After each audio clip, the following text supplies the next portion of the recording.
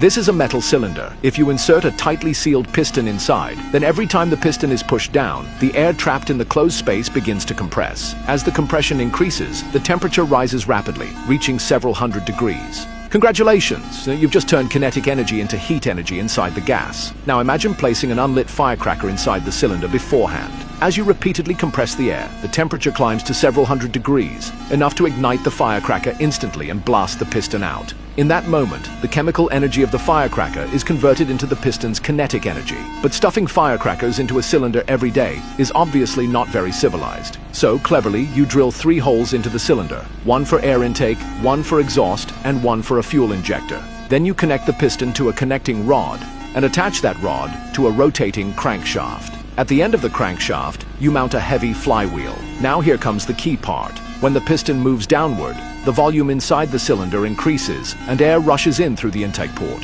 When the piston moves upward, the intake closes and the trapped air is compressed violently. At the extreme of compression, at that moment, the injector sprays a fine mist of diesel fuel into the cylinder. Diesel instantly ignites when it meets the hot compressed air, creating an explosive burst of high-pressure gas. This powerful force slams the piston downward. The motion travels through the connecting rod to the crankshaft, causing the flywheel to spin.